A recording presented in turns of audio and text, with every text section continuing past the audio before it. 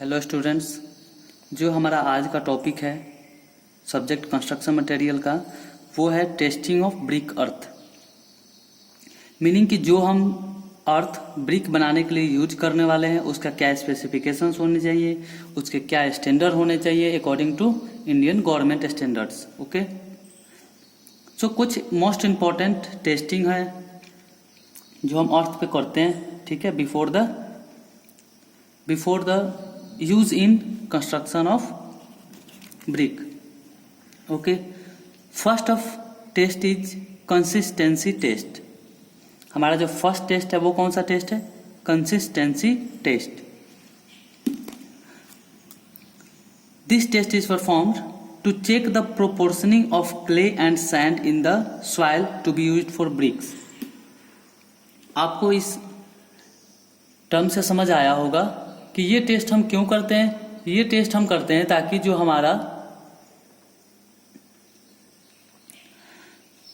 हम clay use करने जा रहे हैं कंस्ट्रक्शन में, उसका क्ले और सैंड का रेशियो क्या है उसके अंदर। ओके, यानी उसका परसेंटेज क्या है उसके अंदर, ठीक है। जैसे अर्थ आ गया, मिट्टी आ गई, तो उसके अंदर इन दोनों का परसेंटेज क्या है, ठीक है। इसके लिए हम कंसिस्टेंसी टेस्ट करते हैं। नेक्स्ट आता हमारा test for moulding properties. Okay, moulding properties भी बहुत ही इंपॉर्टेंट प्रॉपर्टीज है, क्योंकि इसके अंदर हमें ये पता चलता है कि जो हम ब्रिक सिलेक्ट कर रहे हैं क्या वो प्रॉपर शेप ले पाएगा, जो हम किसी भी ब्रिक में यूज कर रहे हैं, ठीक है। ब्रिक के मोल्ड में जब डालेंगे तो क्या वो उस शेप में आएगा प्रॉपर, ठीक है, without any cracks, without any shrinkage. Okay, so molding test is also most important. This test performed to fix ratio of water and soil so that bricks can molded any shape and size. इसके अंदर हम क्या check करते हैं? इसके अंदर हम ये चेक करते हैं, एक मिस स्टैंडर्ड चेक करते हैं कि हमें इस टाइप के मिट्टी में सॉइल और वाटर का रेशियो कितना रखना है, यानी मिट्टी का और सॉइल का रेशियो, जो मिट्टी है सॉरी वाटर का रेशियो कितना रखना है, ठीक है, ताकि वो प्रॉपर एक मोल्ड का शेप ले सके, ठीक है। जो नेक्स्ट आता है हमारा test for deformation and shrinkage of burning. हमारा जो नेक्स्ट टेस्ट है वो आता है श्रिंकेज और बर्निंग के लिए।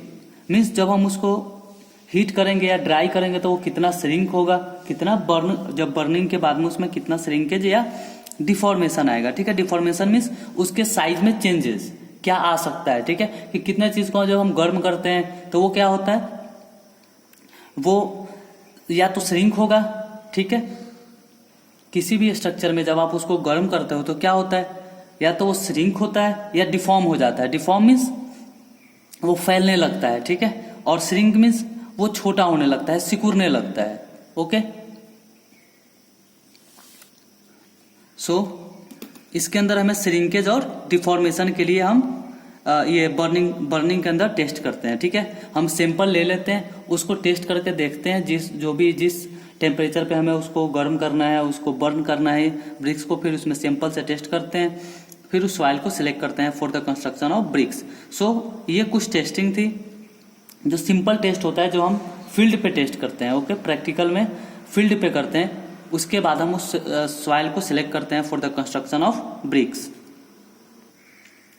After selection of bricks our next topic is manufacture of bricks. जब हम सिलेक्ट कर लेते हैं ब्रिक्स अर्थ को कि वो मिट्टी कैसा है, वो ईट बन सकता है उससे, ठीक है, तो हमारा नेक्स्ट प्रोसेस क्या आता है? Manufacturing of BRICS. फिर हम उसको अब मैन्युफैक्चर में यूज करने वाले हैं, ठीक है, ब्रिक्स बनाने के लिए। तो उसमें कौन कौन सा अब प्रोसेस आ गया? सबसे पहला आया प्रिपरेशन ऑफ ब्रिक्स अर्थ, ठीक है, जो हम ब्रिक बनाने वाले हैं उसके अर्थ को प्रिपेयर करना, ठीक है, ताकि उसमें से जो भी उसके अंदर डिसएडवांटेज है, कोई ऐसा पार्टिकल्स है जो हमारे ब्रिक्स के प्रॉपर्टीज को इफेक्ट कर सकता है, उस चीज को हम हटाते हैं इसके अंदर से, ठीक है। और ब्रिक्स के लिए कुछ गाइडलाइंस है कि जो ब्रिक्स अर्थ है वो कितना हम सरफेस के अंदर से ले सकते हैं, ठीक है, इसके रिलेटेड हम इसके अंदर पढ़ते हैं। नेक्स्ट है moulding of BRICS. Moulding of BRICS means उसको शेप देना, प्रॉपर शेप एंड साइज देना मोल्डिंग ऑफ ब्रिक्स होता है। Next drawing of BRICS means उसको उसके अंदर से मॉइस्चर रिमूव करना, ठीक है, जो ब्रिक्स है वो वाटर डालने के बाद मॉइस्चर होता है उसके अंदर, ठीक है, जिसके लिए हम, ताकि उसमें प्लास्टिसिटी प्रॉपर्टीज करने के लिए हम क्या वाटर ऐड किए होते हैं, जिससे वो प्रॉपर शेप एंड साइज लेता है। तो इसके लिए उसको हम क्या करते हैं, नेक्स्ट उसको ड्राई करते हैं। ड्राई कहाँ करते हैं, मीन्स सनलाइट के अंदर, यानी खुले एयर में छोड़ देते हैं, ठीक है। नेक्स्ट है बर्निंग ऑफ ब्रिक्स। उसके बाद आता है हम इसको पकाते हैं ब्रिक्स को। बर्निंग मीन्स पकाना, मीन्स उसको आग मीन्स फायर के कांटेक्ट में लाके उसको हम गर्म करते हैं, ठीक है, उसको हार्ड बनाने के लिए। सो अब हम ऊपर से एक एक को डिस्कस करेंगे। नीचे देखो, सबसे पहला आया हमारा प्रिपरेशन ऑफ ब्रिक अर्थ, ठीक है। प्रिपरेशन ऑफ ब्रिक अर्थ, सबसे पहला क्या आता है हमारा सिलेक्शन। सॉइल सिलेक्ट कहां से करना है, ठीक है। तो सॉइल जो सिलेक्ट करना है वो मिनिमम 20 सेंटीमीटर डीप जाना है, ठीक है, सरफेस ऑफ अर्थ से। उसके बाद हमें सॉइल सिलेक्ट करना है, वहां से सैंपल लेना है, ठीक है, for the testing of brick earth. पहले हम टेस्ट करते हैं, तो सैंपल कहाँ से लेंगे, सबसे पहले हमें 20 सेंटीमीटर नीचे से क्यों लेते हैं, क्योंकि डिसएडवांटेज वो जो ग्रास होते हैं ये सब होते हैं, ठीक है, या किसी पेड़ की जड़ें होती है वो उसके नीचे चला जाता है, ट्री रूट्स उसके नीचे होता है। इसके लिए जैसे यहाँ पे ट्री रूट्स हुआ, ये जब हम इसका 20 सेंटीमीटर ये ग्रास हो गया कुछ, तो 20 सेंटीमीटर नीचे जाते हैं, तो यहाँ पे कुछ इस टाइप का कोई भी ऐसा अनवांटेज मीन्स कोई ऐसा मटेरियल नहीं होता है जो हमारे सॉइल को इफेक्ट करे। नेक्स्ट आता है डिगिंग एंड क्लीनिंग। उसके बाद क्या करते हैं, वहां से सॉइल तो सिलेक्ट कर लेते हैं, फिर उसको डिगिंग करते हैं, मीन्स अब खुदाई स्टार्ट कर देते हैं। हमने साइड सिलेक्ट कर लिए और खुदाई स्टार्ट करते हैं। वहां से हम मिट्टी जो हमें रिक्वायरमेंट चाहिए उसको लेते हैं, फिर उस मिट्टी को क्लीन करते हैं। क्योंकि देखो क्या होता है, जमीन के अंदर जब भी होता है, हो सकता है वहां पे कोई पथरीला इलाका रहा हो या ऐसा कोई रेसिडेंशियल एरिया रहा हो जिसकी वजह से उसके नीचे पत्थर ये सब आ रहे हो उसमें, ठीक है, सॉइल में। क्योंकि सॉइल तो नेचुरल मटेरियल है, नेचुरल मटेरियल में क्या होता है, कोई भी ऐसा अनवांटेड मटेरियल हो सकते हैं, ठीक है, जैसे कंकर्स हो सकता है, कोई पत्थर बड़ा सा हो सकता है, कोई पेबल्स होता है, कोई वेजिटेरियल मटेरियल्स हो सकता है, ठीक है, कोई प्लास्टिक्स का हो सकता है मटेरियल, उसको हम रिमूव करते हैं उसके अंदर से, ठीक है। नेक्स्ट आता है वेदरिंग। वेदरिंग में क्या होता है, उसके बाद हम सॉइल को छोड़ देते हैं खुले में, ठीक है, ताकि वो थोड़ा लूज हो जाए, ठीक है, लूज हो जाता है। इसको अप्रॉक्स 1 वीक तक छोड़ते हैं, अप्रॉक्स 1 वीक, ठीक है, अप्रॉक्स फुल 1 वीक के लिए छोड़ते हैं, ठीक है। जब वो लूज हो जाता है, फिर उसके बाद आता है नेक्स्ट प्रोसीजर हमारा बर्निंग।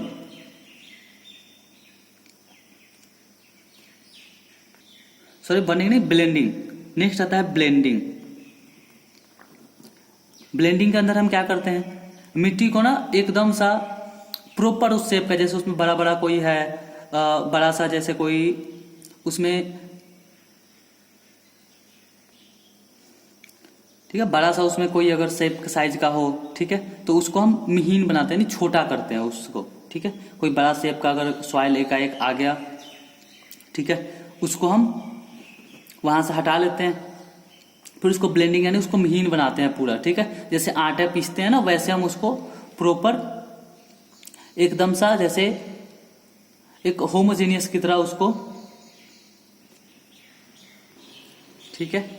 नेक्स्ट आता है, उसके बाद उसको हम टेम्परिंग करते हैं। टेम्परिंग मीन्स उसके अंदर वाटर मिक्स करके, ठीक है। नेक्स्ट आता है टेम्परिंग, उसके अंदर वाटर मिक्स करते हैं, फिर उसको हम पग बनाते हैं, ठीक है। पग मीन्स उसको गीला करके, ठीक है, उसको प्लास्टिक स्टेज तक उसको गीला करके उसको बनाते हैं, ठीक है।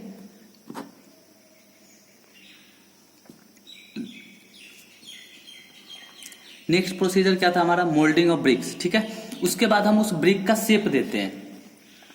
नेक्स्ट प्रोसीजर हम क्या करते हैं, उस ब्रिक का शेप देते हैं। तो इसको हम कैसे डिफाइन करते हैं, the process of giving a proper shape from the pugged clay in known as moulding. Means एक पग्ड क्ले से उसको प्रॉपर शेप देते हैं, shape of brick from the pugged clay is known as moulding.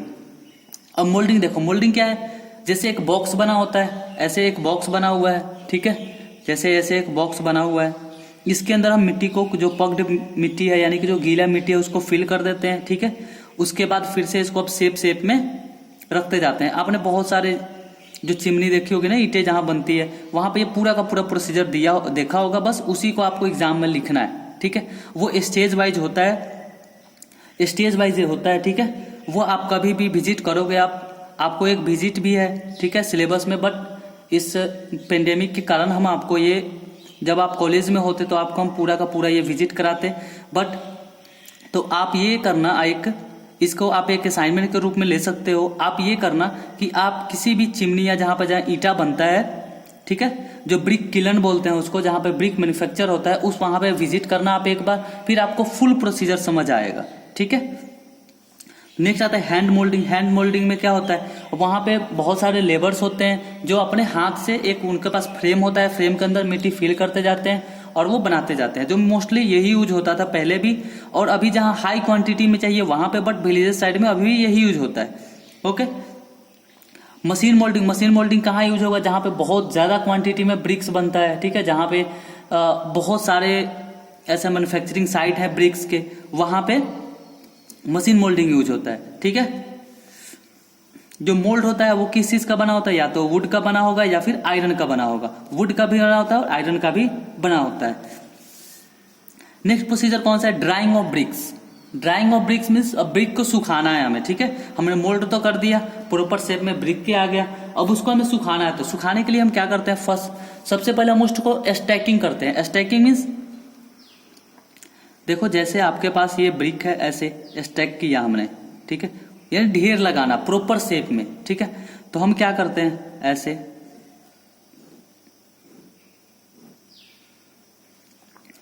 Stack लगाते हैं, okay, but इनके बीच में gap होता है, ठीक है, ऐसे लगाते हैं ताकि इनके बीच गैप रहे, ठीक है, ताकि यहां पे भी एयर आए, प्रॉपर एयर पास करे। यहाँ पे एयर ड्राइड और आर्टिफिशियल ड्राइड भी होता है। तो एयर ड्राइड में क्या कि प्रॉपर एयर जाए और सनलाइट इस पे आते रहे ताकि इसका जो मॉइस्चर है वो रिमूव हो जाए। तो इसको हमें अगर डिफाइन करना हो तो कैसे करेंगे define, after moulding brick stack in open air. Open air में स्टैक कर दिया हमने टू रिमूव द मॉइस्चर। कौन सा टर्म याद रखना है आपको, moisture of brick. This process is known as drying of bricks, okay. और कौन कौन सा मेथड इसके लिए हो सकता है, फर्स्ट नेचुरल ड्राइंग हो सकता है, ठीक है, सेकंड आर्टिफिशियल ड्राइंग हो सकता है, ठीक है। नेचुरल ड्राइंग मीन्स हमने ऐसे छोड़ दिया, वहां पे धूप लग रहा है उसकी वजह से हो रहा है। Artificial drying means dryer use करते हैं, ठीक है, जिसका टेम्परेचर अप्रोक्स 120 डिग्री सेल्सियस के आसपास जाना चाहिए, वो हम यूज करते हैं ड्राइंग इसके लिए, ठीक है, dryers. After drying the next procedure is burning of bricks, okay. जब हम उसको ड्राई कर लेते हैं, वो सूख जाता है। अब कितने दिन रखते हैं उसको सूखने के लिए, उसका कोई फिक्स नहीं है, जैसे उसमें जितना वो मॉइस्चर है, जितना धूप आ रहा है वहां पे, ठीक है, सनलाइट, और फिर जितना ओपन एरिया है, जितना हवा में ह्यूमिडिटी है, उसके अकॉर्डिंग हम उसको रखते हैं, ठीक है। कभी हमें उसे 15 दिन तक रखना पड़ता है, कभी 10 दिन भी रखना पड़ता है, ठीक है, ऐसे चलता है वो। नेक्स्ट है after drying the brick are burn to make them hard. जब हम ब्रिक को ड्राई कर लेते हैं धूप में यानी ओपन एरिया में, तो नेक्स्ट प्रोसीजर हमारा आता है बर्निंग ऑफ ब्रिक, यानी अब ब्रिक को हमें आग से हीट करना है, यानी उसको जलाना है, यानी उसको बर्न करना है, बर्न, ठीक है, टू मेक देम हार्ड। तो बर्निंग कहाँ कहाँ पे हो सकता है, फर्स्ट क्लैंप बर्निंग होता है, सेकंड किलन बर्निंग होता है। क्लैंप बर्निंग क्या होता है, मीन्स हमने कुछ ब्रिक्स लिए, ठीक है, ऐसे स्टैक में कर दिया, फिर वहां पे काउ डंक या ऐसा कुछ लेके और उसके चारों तरफ से, ये सिंपल प्रोसीजर होता है जो पुराने जमाने में लोग यूज करते थे। जो कोई 15-20 हजार ईंट अगर चाहिए, उनको 15-20 हजार ब्रिक्स चाहिए, तो वो क्या करते थे, इस प्रोसीजर को फॉलो करते थे, ठीक है। ये एक आसान सा मेथड था, ठीक। नेक्स्ट है किलन बर्निंग। किलन बर्निंग जो हम जनरली अभी देख रहे हैं ना सिस्टम पूरा, जो यहाँ पे मैन्युफैक्चरिंग ब्रिक साइट है, वो जो चिमनी बोलते हैं वो किलन बर्निंग ही है, ठीक है, वो किलन बर्निंग है।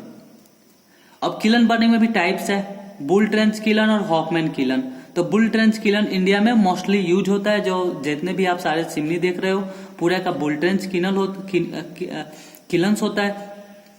आप एक बार ब्रिक मैन्युफैक्चरिंग साइट पे जाना, इस पूरे प्रोसीजर को आप देखना वहां पे, ठीक है, फिर उसका एक रिपोर्ट बनाना अच्छे से, जो कि आपको एग्जाम में भी हेल्प करेगा, ठीक ठीक है, और आपके नॉलेज को भी गेन करेगा, ठीक है। So this is most important for every students to make a short notes on the manufacturing of bricks, to visit the site of construction of bricks.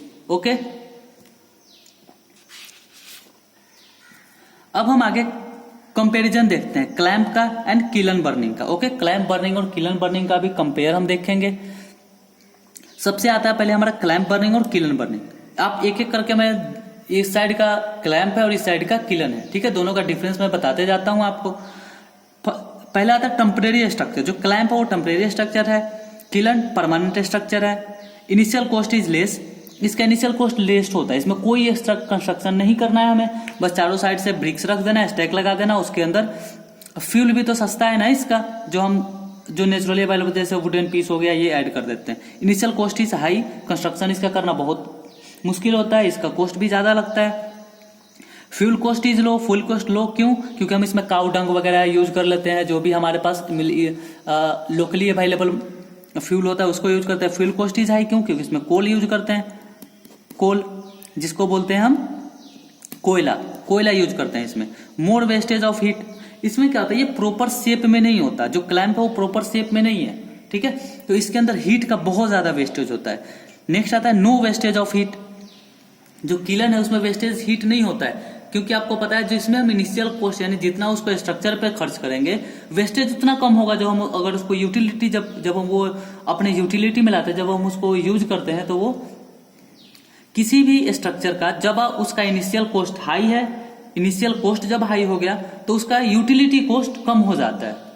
Okay, अगर जिसका इनिशियल कॉस्ट कम है उसका क्या होगा, यूटिलिटी कॉस्ट हाई होगा, और जो इसका इनिशियल कॉस्ट ही हाई है वो यूटिलिटी कुछ ना कुछ दोनों तरफ से कहीं ना कहीं एक जगह फायदा हमें होता है। नेक्स्ट आता है नो सुपरविजन। इसके अंदर क्या है, ये कोई प्रॉपर तो है नहीं, इसके अंदर बस एक बार स्टेक लगा दिया, चारों तरफ से फ्यूल फिल करके उसके बाद छोड़ दिया बस। नेक्स्ट आता है रिक्वायर सुपरविजन, ये प्रॉपर सुपरविजन रिक्वायर करता है। फिर ठीक है, नेक्स्ट आया ब्रिक्स, क्वांटिटी ऑफ ब्रिक्स के लिए, तो इसमें 30,000 to 1 lakh at one time, एक बार में हम इसमें 30,000 से 1 लाख तक ब्रिक बना सकते हैं। इसमें क्या होता है 25,000 ब्रिक्स पर डे, इसमें 25,000 ब्रिक्स पर डे का प्रोडक्शन है, ठीक है, जो किलन है उसका 25,000 ब्रिक्स पर डे का प्रोडक्शन है। अब देखो इसमें भी होता है कि टाइप्स ऑफ ब्रिक, अलग अलग ब्रिक्स मिलते हैं हमें अलग अलग टाइप्स के। फर्स्ट आया 50 to 60% bricks, 50 to 60% first class brick है। इसमें क्या आएगा 80 to 90% गुड क्वालिटी ब्रिक्स, ठीक है। Suitable for ordinary process, suitable for large quantity, ये क्या होता है, जैसे छोटा मोटा कोई काम हो, हम अपना पर्सनल काम था पहले के, लेकिन जमाने में लोग ये यूज करते थे, क्यों? क्योंकि जिनका अपना स्ट्रक्चर बनाना होता था वो यही यूज करते थे। सुटेबल फॉर लार्ज क्वांटिटी, ये जहां पे बहुत ज्यादा क्वांटिटी हो, बिजनेस पर्पसेस के लिए ये यूज आने लगा, ठीक है, ये पर्सनल पर्पसेस के लिए यूज होता था। ओके स्टूडेंट्स, हमारा नेक्स्ट टॉपिक क्या है, size and standard weight of BRICS, ठीक है। अब देखो जो आप ब्रिक्स देखते हो उसका एक स्टैंडर्ड साइज होता है प्रॉपर, ठीक है, उसके कुछ स्टैंडर्ड्स इंडियन स्टैंडर्ड के अकॉर्डिंग शेप साइज सब फिक्स होता है, ठीक है, हमें उसके अकॉर्डिंग उसका बनाना होता है। तो क्या होता है, हमें 2 स्टैंडर्ड शेप दिया हुआ है, जैसे 19 centimetre into 19 centimetre into 19 centimetre. ये क्या होता है, इसका हाइट होता है, लेंथ विड्थ एंड हाइट तीनों होता है, ठीक है। लेंथ विड्थ एंड हाइट हुआ इसका, आप देखो 19 9 9, ठीक है, इसको 190 mm 90 mm एंड 90 mm, और वैसे भी इससे छोटा होता है 90 सेंटीमीटर 9 सेंटीमीटर 4 सेंटीमीटर, ठीक है, ये भी लेंथ विड्थ एंड हाइट है उसका, ठीक है। अब अगर हम इन मोटार के साथ में देखते हैं, जब हम उसको कंस्ट्रक्शन में यूज कर देते हैं तो जो मसाला लगाते हैं, अगर पूरे के हम देखें तो स्टैंडर्ड क्या आ गया हमारे पास, वो 20 सेंटीमीटर 10 सेंटीमीटर एंड 10 सेंटीमीटर, ठीक है। The weight of brick is approx 3.2 kg, जो वेट ऑफ ब्रिक्स है उसको हम अप्रॉक्स कितना लेते हैं 3.2 kg। Okay students, thank you. अगर इसके रिलेटेड आपको कोई भी क्वेरी हो, कोई भी क्वेश्चन हो, तो आप हमें मैसेज और कॉल कर सकते हो। Okay, thank you.